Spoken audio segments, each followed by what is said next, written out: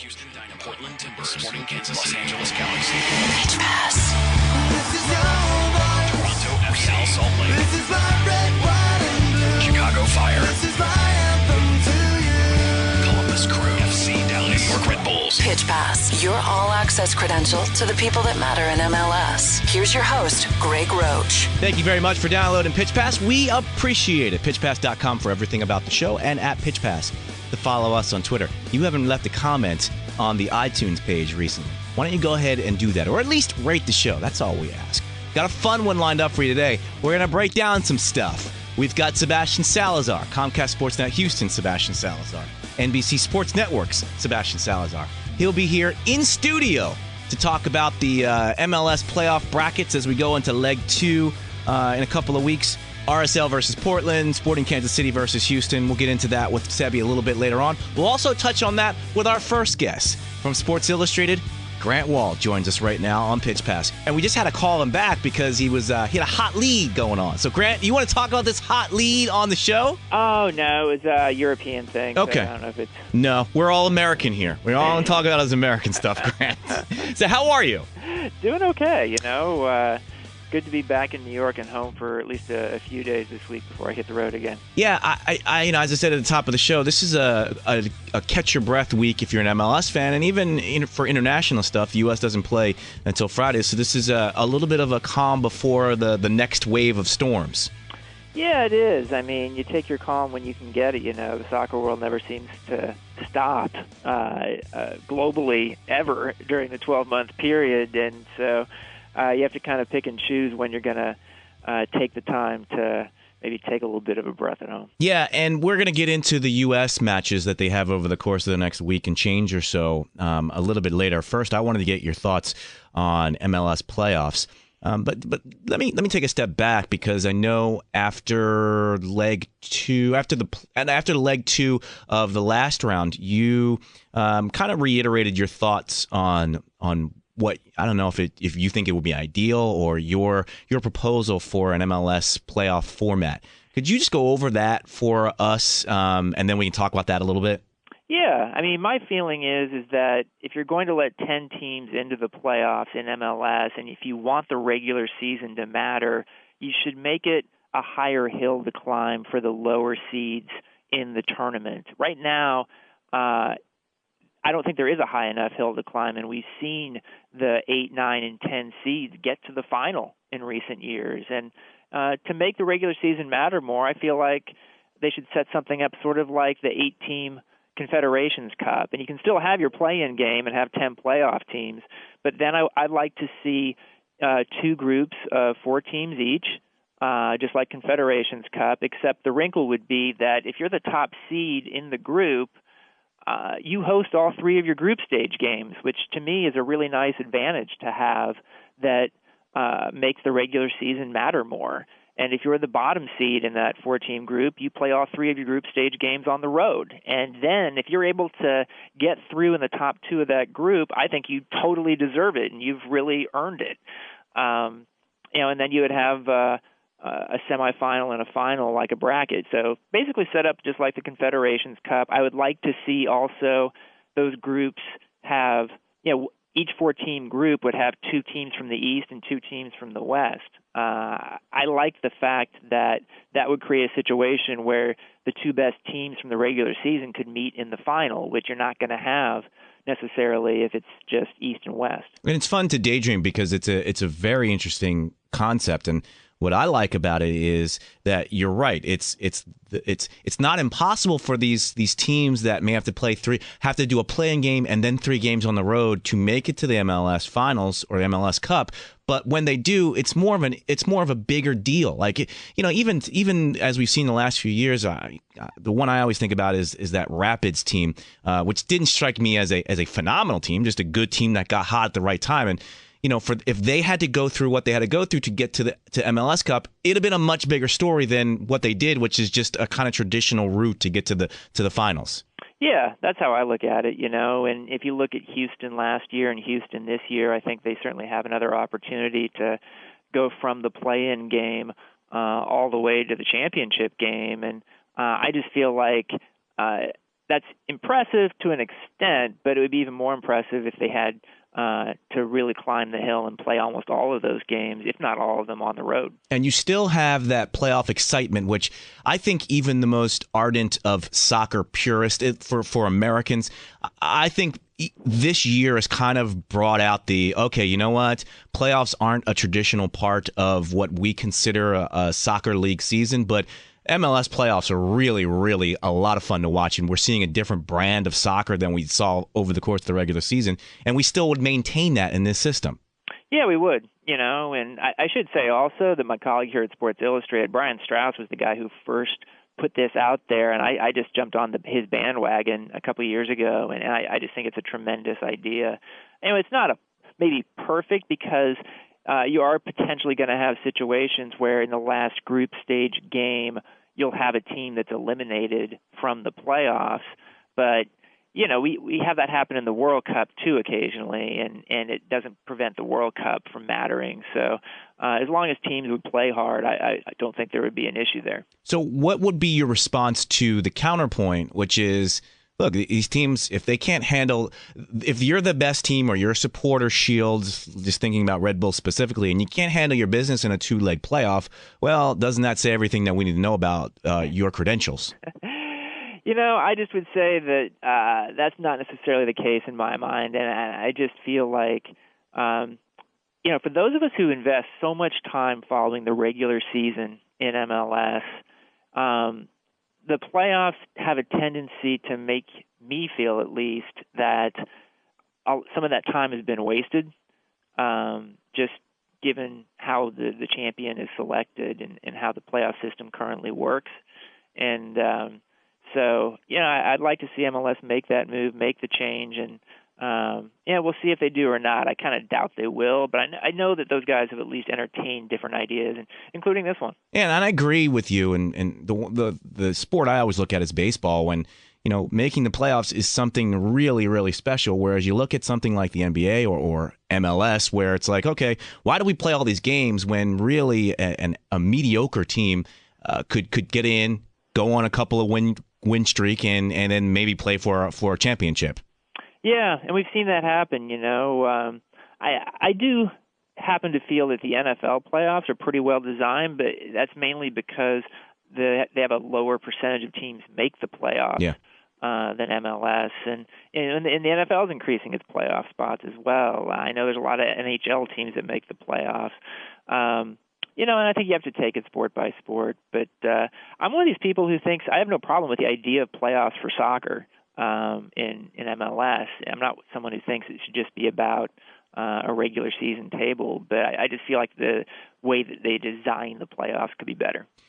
So we know about Orlando City, talking about expansion. We are fairly certain about Beckham and probably Miami. The thing that strikes me, Grant, is when the Atlanta or the Falcons NFL stadium models were put out, there were MLS mock-ups on there. Is Atlanta a done deal? Because you don't hear about that one being a done deal as much as you hear about the Florida teams. Yet, if you're going to do these mock-ups and put MLS logos and stuff in there, you probably should have some sort of assurance from somewhere in that league. Yeah, if I was going to just make an informed prediction at this point, I would say that of these four teams that MLS has said it will add after New York City FC, that three of them are going to be Orlando, Atlanta, and Miami. Orlando has already been reported that this is going to be officially announced on the 19th of November that there'll be an MLS team. So that's in the very near future that official announcement's taking place. Interestingly, I had a conversation today with a top MLS executive who said that Atlanta's farther along than Miami is. Wow. So a lot of folks, including people in the media, I think that Miami is more, is farther along than Atlanta. So I think that's an interesting take from someone inside the league. And I think part of the thing with Beckham is that he hasn't found a specific investor that he's announced he's going to be going into this with yet. They don't know the stadium situation yet. So My sense is that maybe we're a little farther from Miami and Atlanta. They're definitely not done deals, but I do think eventually those two teams will get things done. More of a topic for offseason, but you just think to yourself, maybe if Beckham dropped his fixation with Miami and went to another city that would totally embrace the sport, might have a good foundation infrastructure for a stadium, and then his star power and whoever he gets as an investor, it'd be a lot easier situation. But it seems as if he wants the glamour of Miami. It really does, and I think you can look at it in different ways. I mean, are there potentially cities where an MLS team might do better than in Miami? And yeah, maybe so. I mean, if you think about San Antonio as one possibility. Miami's it's a tough sports market, and they like star power, and so it's going to require, at the very least, if Beckham's team is there, that he uses his David Beckham nest to get some real stars to sign on to play for that team, to coach that team, to be around that team. At the same time, I don't think people pay money to see games because of the owner. And we've seen with Michael Jordan in the NBA an example of how not to do things if you're someone of that stature. So I hope Beckham studies the Michael Jordan in the NBA example and basically does it completely different. Yeah, and the city that I look at is St. Louis, which it seems as if has everything in place except ownership and investment money, which is where Beckham and his investors would come in, and together that would seem a match made in heaven, except I don't know if you're luring top stars to St. Louis as opposed to South Beach. Yeah, I mean, there's these different pieces you're trying to put together here, and I do think it's encouraging when you see some of the big crowds that have come to games in St. Louis recently and will come this week when Argentina plays Bosnia. You got two teams headed to the World Cup. Unfortunately, Lionel Messi, not one of them after his injury, but they're going to get another good crowd there. Then the question is always, can they support the club sport on a regular basis? I would like to think that St. Louis could be a good addition to MLS, but I think to a certain extent, Beckham wants to live part-time in Miami. And of all the U.S. cities that are not MLS cities right now, it fits him better than any other. And we'll see if he can move the needle there as far as putting a team out there that can draw. We're going to have Sebastian Salazar of Comcast Sportsnet and NBC Sports Network on after you. And he covers the Dynamo. So let's focus a little bit on the Portland RSL tie. And to me, it was shocking, the result. I thought that RSL without Saborio was going to have to rely on maybe knocking in a goal and keeping Portland down in the first leg. Turns out it seems as if they got all the goals they need, and now the strength of their team, which is defending, and especially Nick Raimondo, in play for Portland. Is there a way back for Portland, even if the match is in Jeld win? I think it's going to be very difficult.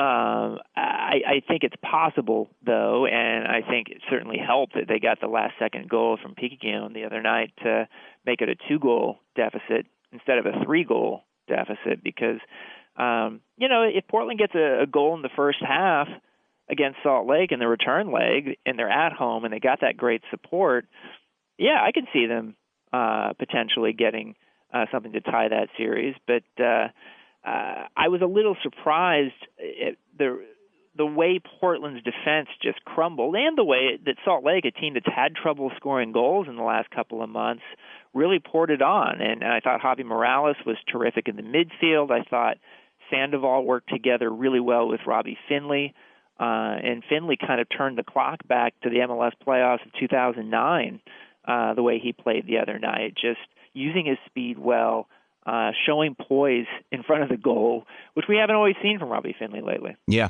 and tell me if you disagree. This 2-week little respite to me benefits Salt Lake much more than Portland, as they're a bit older. Especially, you get a guy like Javi Morales. You have 2 weeks for Saborio to recover from his injury, and then the other guys they have on the team that are injured. Whereas Portland young team, they do have some injured guys that could come back, but I feel like it benefits Salt Lake more than Portland.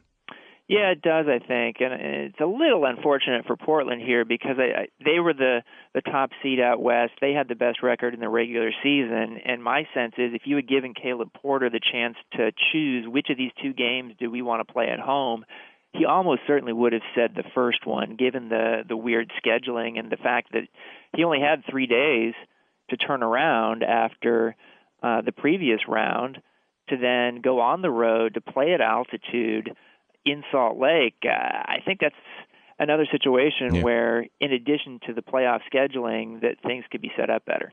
So let's talk USA just for a minute. The good thing for Americans is that these matches are low pressure matches.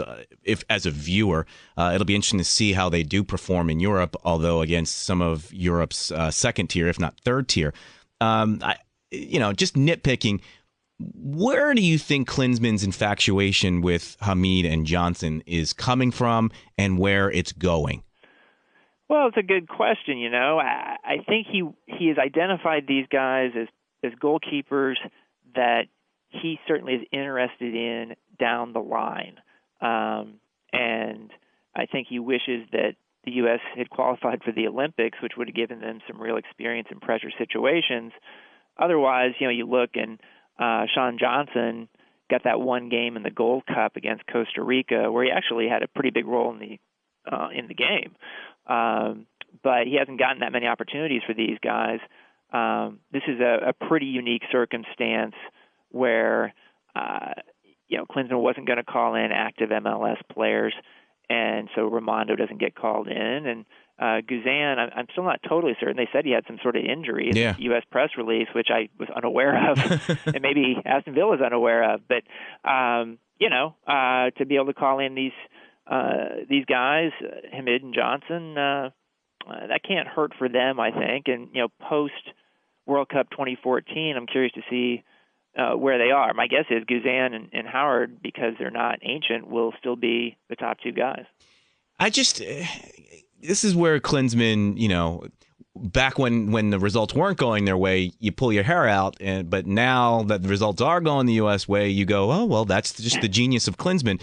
I look at what he does and what he says and who he calls in and who he doesn't choose to call in. And the prevailing opinion is, well, he doesn't call guys like Herculez Gomez in a couple of years ago because he wants them to see how they handle the lack of a call-up.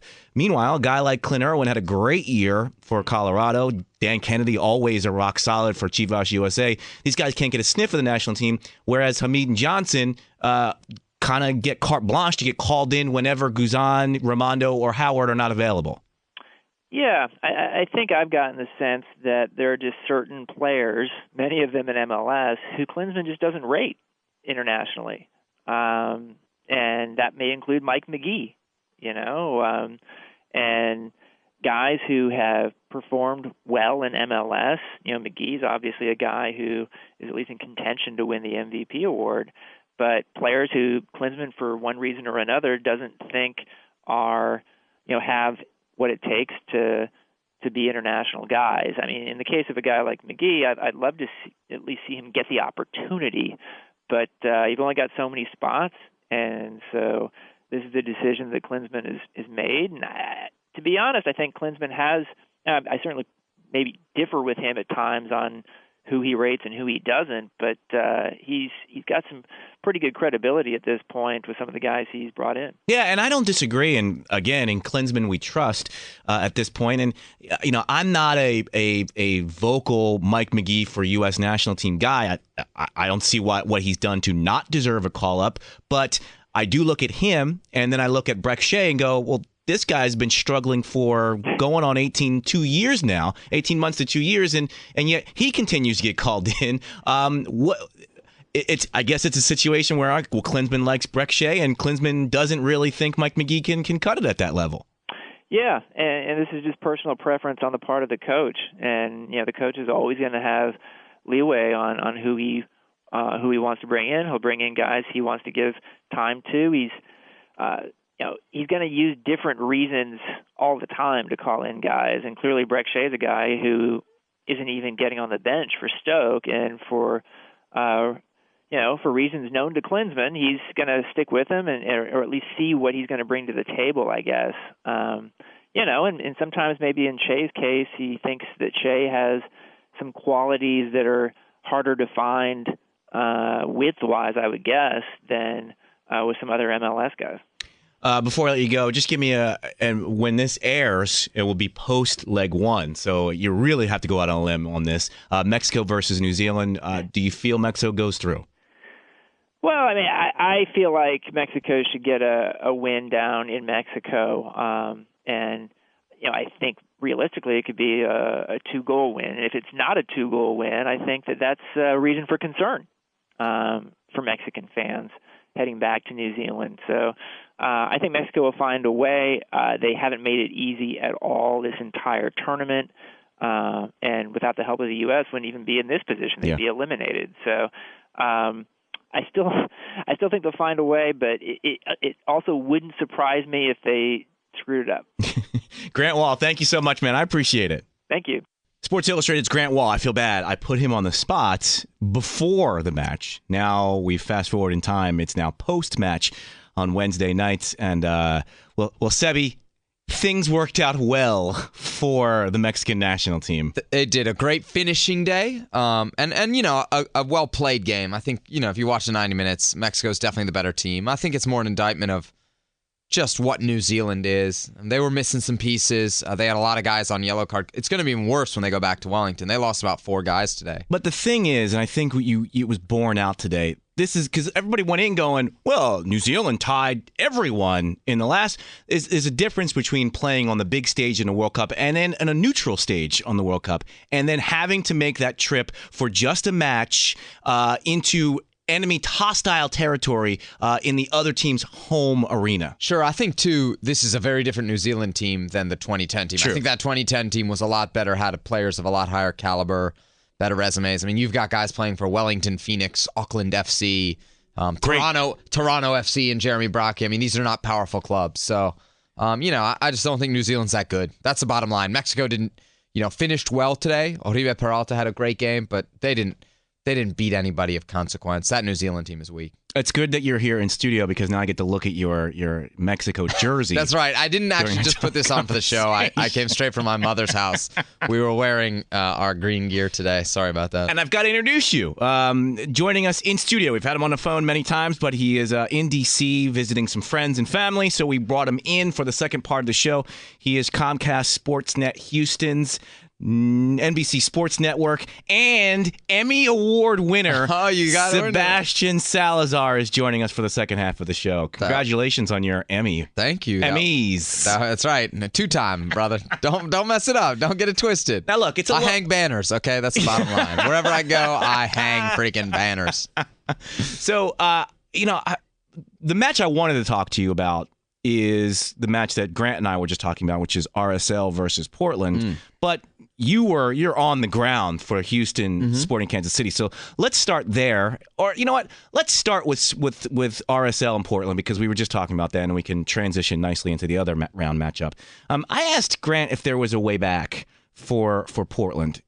He said yes. He said the goal they scored in stoppage time was huge. My retort to that would be I was concerned about where RSL was going to get their goals. Well, they got their goals. Yep. To me, defense is not something that I worry about with RSL, even on the road. Do you agree or disagree with that? Well, I think you have to look at it more as kind of the totality of the 90 minutes that we're going to see. I don't think you can say, okay, yes, RSL has a pretty composed defense, one that I don't think leaks very many opportunities.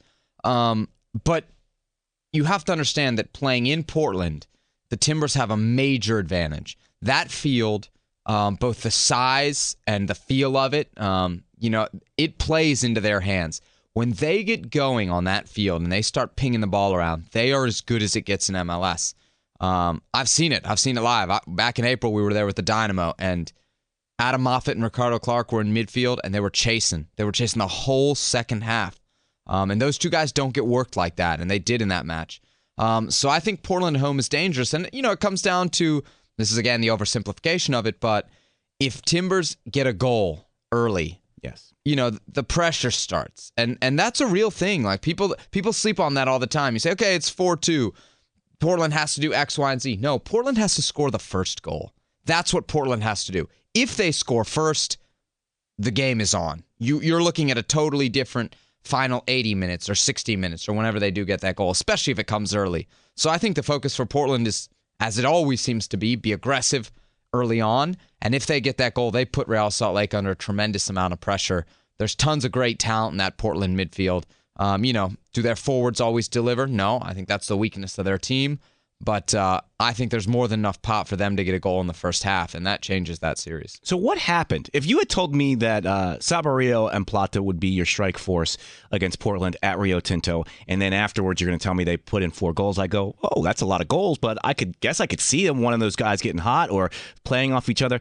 Devin Sandoval and Robbie Finley, I go, well, no chance they're putting in more than 2 there. They end up getting 4. How'd that happen? The genius of Garth Lagerwey and Jason Kreis. Truly, I mean, it's picking guys that are good players, but also knowing that you have a system. You have a very obvious system that you play, and you need to find the guys that are going to fit into that, be happy in their role in that. Sandoval's a genius pick. I mean, sure, The guy has shortcomings, but he's ideal for what you want. You've got Robbie Finley as an option. I mean, those are not the guys, you're right, that I would have said, hey, you need to rely on these guys in the playoffs for goals, for big goals, for goals against, a Western Conference finalist opponent. But there's a system. They identify talent. They bring it in.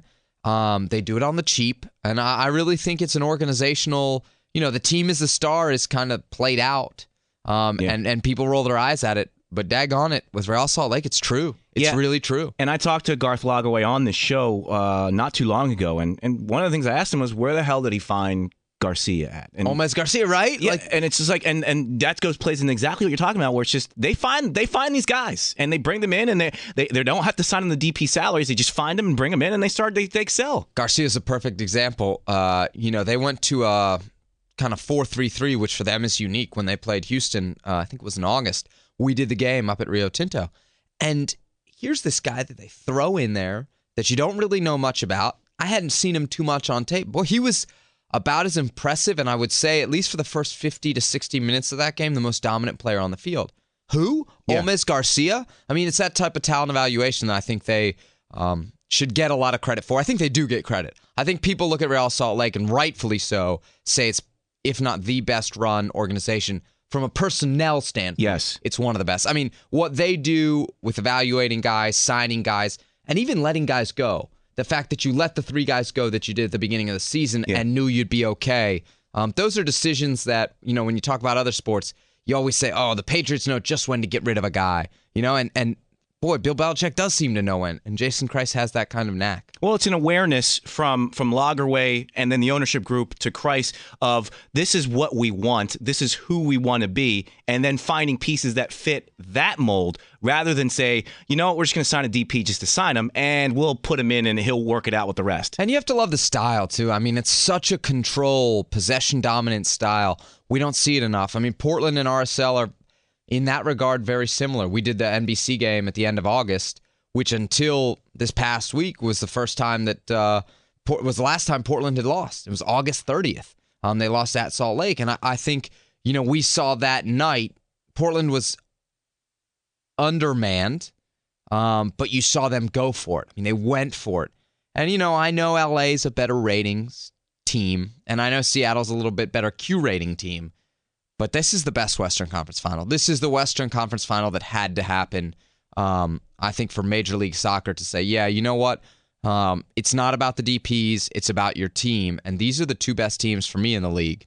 And from an objective fan's point of view, you couldn't have asked for everything set up the way it is going into leg 2. Oh, it's going to be wide open. Because even if it was a reverse situation, I don't know if I would be as excited because I don't want to see Portland absorb pressure at home. I want to see them back against the wall and have to go for it and see all that attacking flair really be pushed up and have to do what they have to do. And we've talked about Jason Kreis. We're not talking about Caleb Porter. These are 2 guys who, and I'm careful to use the word ego because it has such a negative connotation. I think they both have a healthy confidence, and they love to play. I'm not saying Caleb Porter's happy to be 2 goals down going home, but I don't think he minds the fact that he can let his team take their hair down and say, go. I mean, there's no other coaching here other than We got to do what we do well, and we need to score a goal in the first hour. And if we do that, they can take an overwhelmingly aggressive approach to this game, which he tends to do anyway. So this is kind of an ideal situation in some regards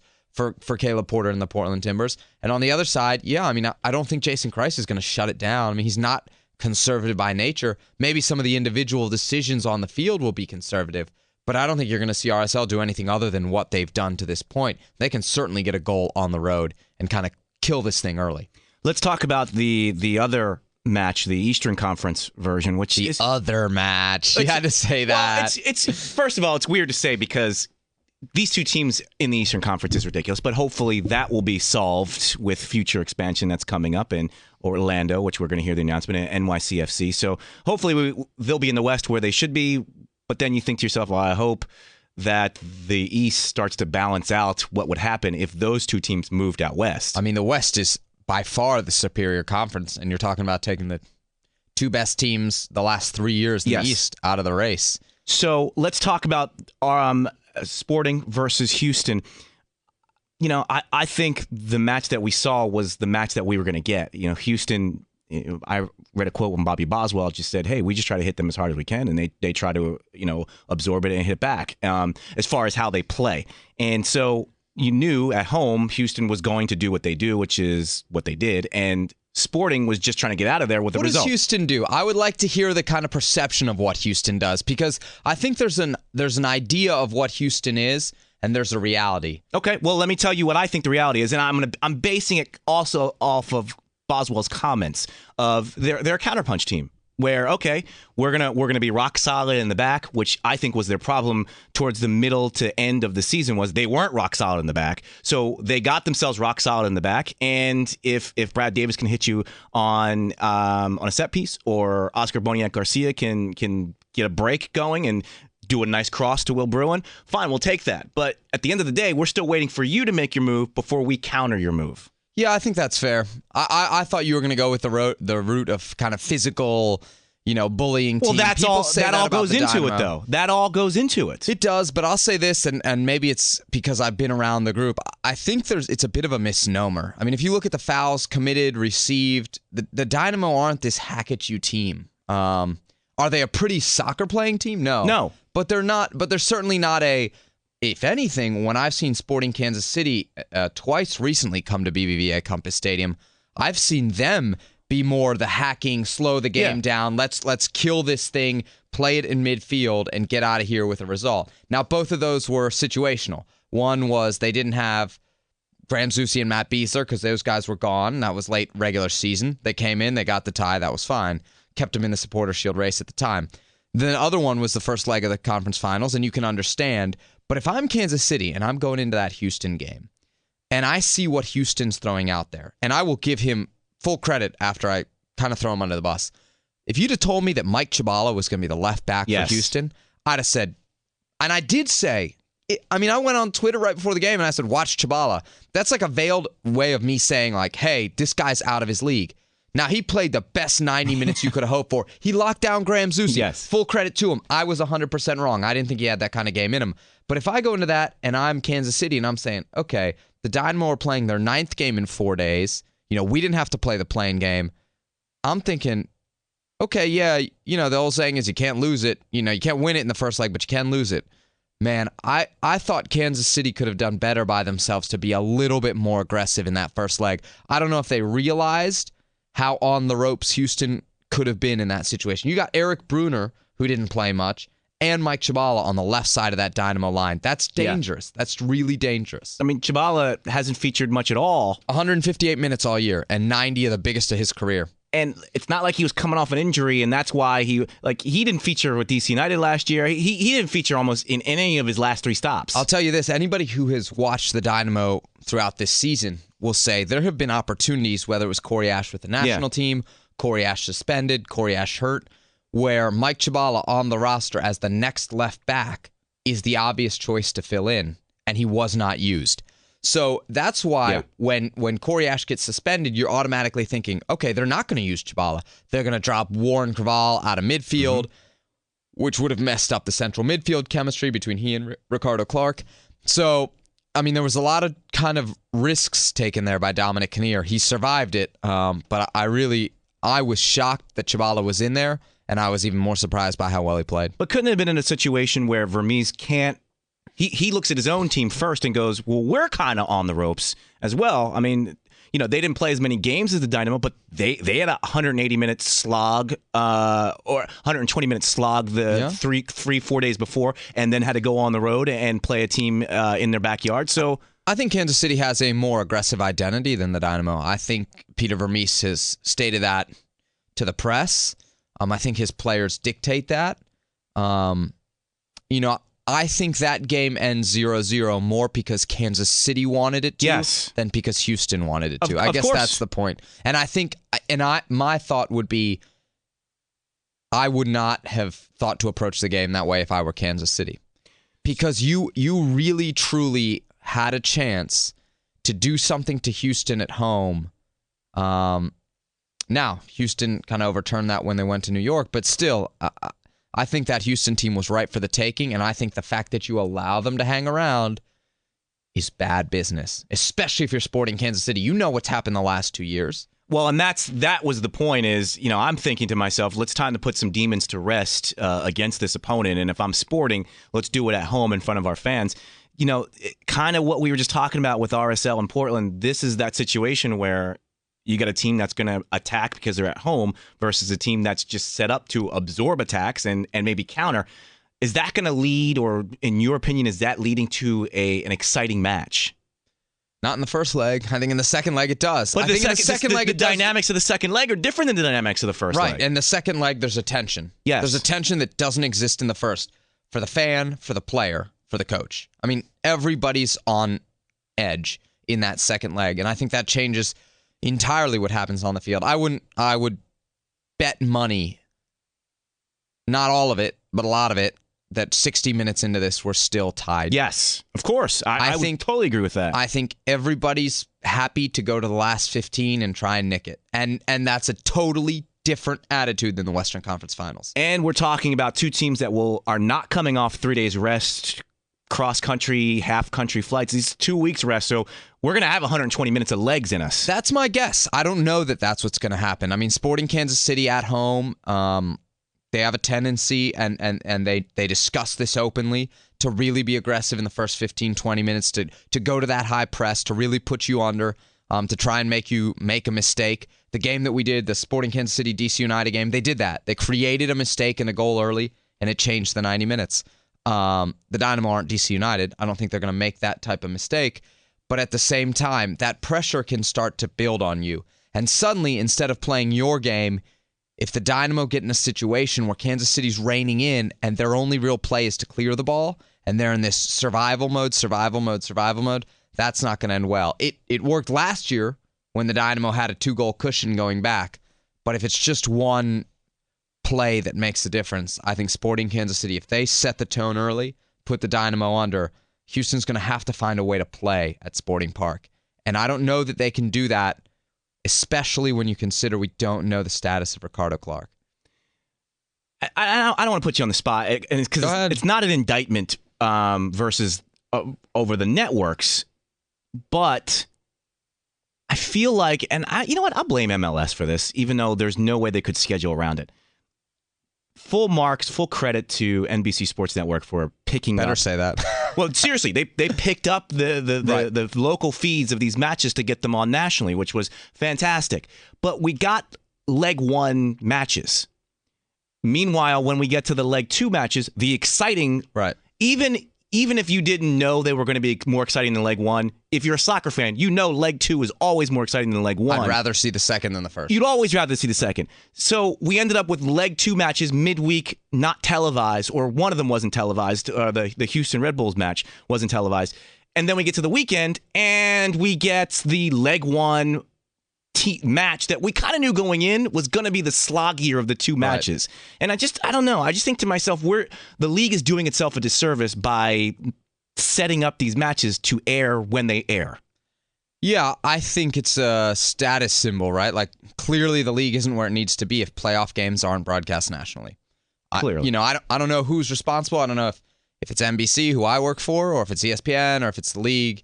It's probably a combination of all three that, had to sort out schedules and all this stuff. I'm sure there's valid reasons why it didn't happen. But if the cry from MLS is for fans to watch on television, then you have to find a solution. You have to have your playoff games on TV. If I'm a DC United fan, I'm done with MLS right now, right? Especially if you don't put the games on TV. Yeah. Now, if I know there's going to be a great RSL Portland game on, I'm a DC United fan, and this is the problem that the league faces. Completely. I have a DC United fans, but I don't care about the other 18 teams. Yeah. So then you got to give me those games. You got to make me care. And I think there's, there's kind of these moments where we say how much MLS has grown, and then you have back-to-back playoff games where we're playing on turf and there's football lines on the field.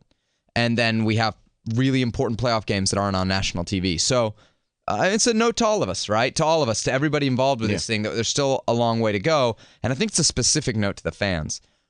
If these games were going to draw a number, NBC and ESPN would find a way to put them on. So if you're a fan of this league, if you're a fan of a team in this league, and you're not watching the playoffs, I don't think you're in some way carrying your weight. Well, you just said it, and we've talked about this for over a year now, you and I, as part of the Capital Soccer Show, but we've never talked about it actually on a mic. And, this is what this show suffers from, is the attitude of we're not MLS fans more so than we are Houston Dynamo fans, right, or Real Salt Lake fans, or in my case, DC United fans. And so when your team isn't playing, isn't in the running for something, isn't in it, it's click goodbye. Meanwhile, you got, NFL is probably the extreme positive example of, it's Sunday, football's on, I'm watching. My team's got a bye, but it doesn't matter. It's football. I'm watching. Crappy Thursday night matchup, the Buccaneers and Dolphins. Exactly. It outrates the World Series. Exactly. And some of that, a lot of that is kind of these other things. It's fantasy. It's gambling. I think Major League Soccer would, I hate to say this out loud, but do very well to get in bed with Vegas. Doesn't hurt. Because if you look at why people watch NFL games, like the cities that rate really well for a Tampa Bay Miami Thursday night NFL Network game are cities that have nothing to do with those. Yeah. I can't believe all those people are playing fantasy football. Some of them got shekels on the game. Yeah. And people want to bet on anything. People bet on horse races in Eastern Shore, Maryland that nobody cares about. So I think, not to get too far off on that tangent, there are other things. I think MLS fantasy has taken great strides in the last year. The last year, it's made a breakthrough. Right. But it's still for the MLS nerd. Yes. It hasn't made that mainstream. I think your best bet to get mainstream, I hate to say it, it's cash. It's betting. People love to throw cash. And until MLS becomes a thing that Vegas is doing lines for and caring about, it's some lack of penetration into the sporting culture. And it's interesting, and like I said, it's something that this show... I don't condone any betting. Hey, well, you just went off on a really long rant about betting, so I guess you would have to say that. But it's something that this show struggles with as well is, okay, well, we have somebody from a certain team on, or a certain reporter who covers a certain team, and our download numbers are big. But then we go to another team the next week, and they're back to where they usually are, maybe even lower. And, my thinking is, and I don't know, maybe I'm naive to think this, if I hear something and I like it and I like what's going on, won't I come back the next week to go, hey, is it still good? But it turns out, it seems as if I'm only coming for my favorite team, and that's it. These are big picture discussions, things that, like you said, we've talked about kind of off air a million times. I think one of the kind of more interesting points is we always have to go back, and we also have to remind ourselves that even though it's 2014, we're not that far into the history of this league. And I don't know what it was like in 1930 or 40 with the Yankees, but I'd imagine it was pretty similar in baseball's 18th year. That if you were a fan of the Boston Athletics, you probably didn't. You knew the Yankees because they were the Yankees, because they had Babe Ruth, but that's probably all you really knew. You probably weren't a fan of the league. Yeah. You cared about your team. And I think some of this is generational. I think TV ratings, we're so obsessed with this next TV deal and the payment and how it's going to affect the salary cap and will we be able to sign bigger name players. I think there's a lot of patience that has to go into this. You got to remember, before this thing really penetrates the American sporting market, to where people care about the league beyond their team, we're probably a generation away from that. My kids, your kids. Yeah, I mean, you're right. And to me, that's the ceiling. That's the next ceiling that needs to be broken. But we can't fast forward that process. No. I can't fast forward your kid into college after college where he's got money to spend on the league. You're right. You're right. And I think our generation is we still get stars in our eyes over that DP signing. Whereas I think the next generation that you're talking about will care about whether the team is exciting. And that's why, going back to what you were saying about RSL versus Portland, these are two exciting teams to watch, regardless of whether you know the guys on the team, regardless of whether they have any DPs they have. They're just exciting teams. I mean, most of the people that I'm friends with are soccer fans, but a lot of them are not MLS fans, regrettably. Maybe I haven't done my job. But they are Real Madrid, Barcelona, EPL. And yet after a game like Portland RSL, I get a text without fail, and it's not just that game. There's other games throughout the year that have been this way. There was a Dallas-LA game that was really exciting, like midway through the season. I'll get texts like, oh my God, I didn't know MLS was so great. Like, derp. And you're like, come on, man. Like, all right, it's one game. But yeah, I could have told you that. If you'd have told me Portland RSL, like, I could sell that game to anybody. It's going to be a great game. Like, that's going to be fun, entertaining soccer. But the truth is, you also have a Houston-Kansas City game. And I can appreciate that. I can absolutely appreciate the 90 minutes that were played in Houston, what it was about, what it was for, the intensity of it, the entertainment value in it. But I had some friends in Houston that I invited to the game, gave them my season tickets, and they're like, man, that was a lot of fun, that atmosphere, but like, I can't believe there's a playoff game with no goals. Good point. What do you tell those people? If that's the next level, then yeah, we still got work to do. And by the way, to kind of go against myself, you put the 0-0 game on the big NBC.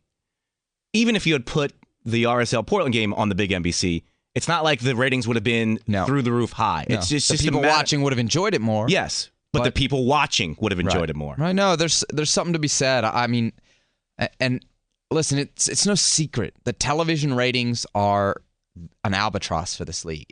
It really weighs this league down. When you get reports coming out that the WNBA outrated MLS, like, God bless the WNBA and whatever, but that breaks my heart. Yeah. Like, I don't understand that. Yeah. I know there are more Major League Soccer fans than WNBA fans. So, like, all I can say is get to your freaking TVs, man. Embrace your league. Embrace your league. And I hate to say that I'm on some platform or whatever, but it's true. First of all, I'm doing it like, obviously my company would benefit from that. But, like, who cares about the companies? Like, this is our league. And if we're not making a point to watch the Dallas-LA game in mid-June, then, do we really care? Yeah. Do we really care if in a year or two when you can't find your playoff games on TV still, don't complain.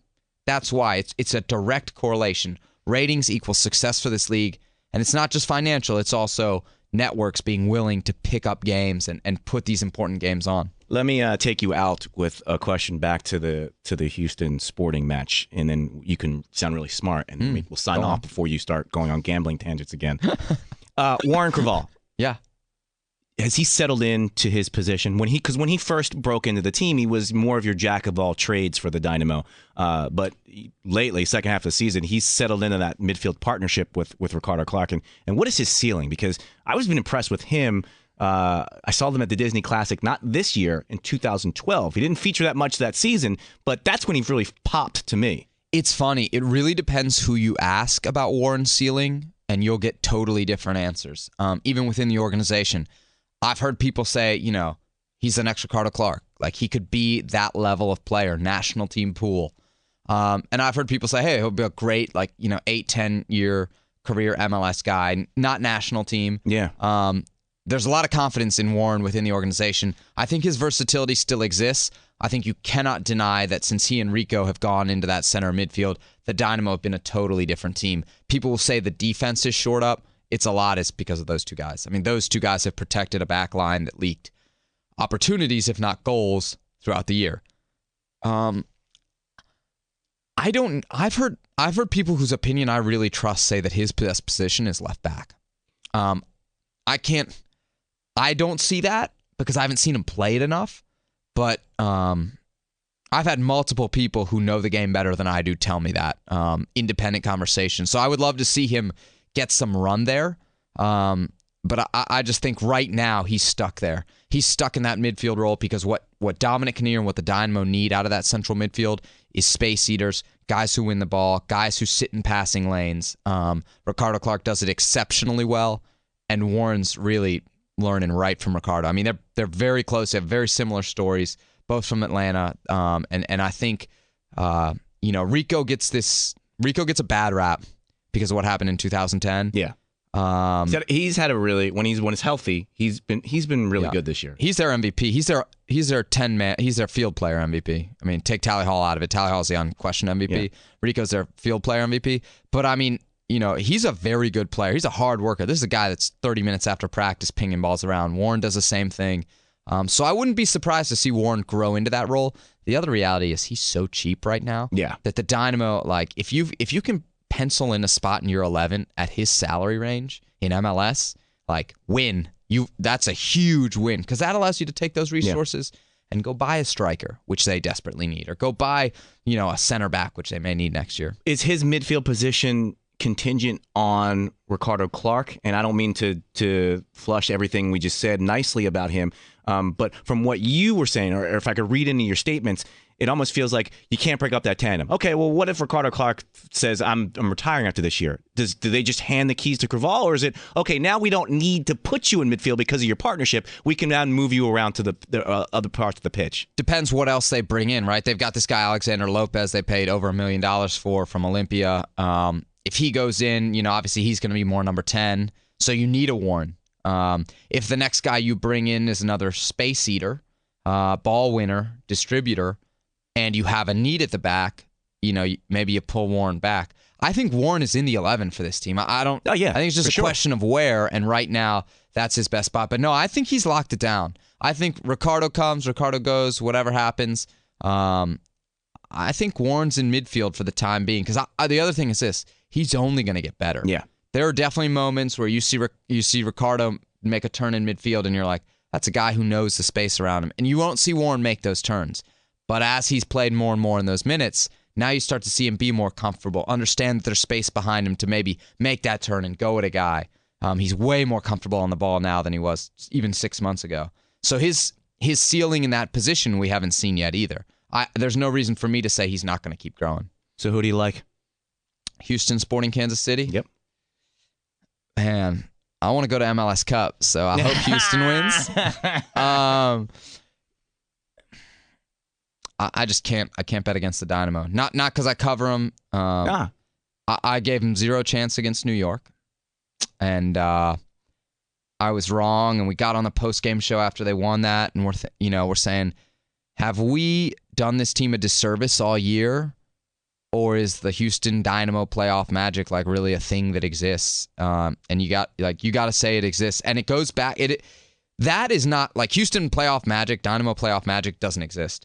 But the belief in that locker room is super real. Like, you talk to these guys, and they really believe they were going to beat New York. Like, they really didn't have a doubt. Even when it was 2-0, and you heard some of the things that were said in the locker room, like, they weren't even worried about scoring. They were just like, hey, let's not let up any more goals, because we'll get the 2 somewhere.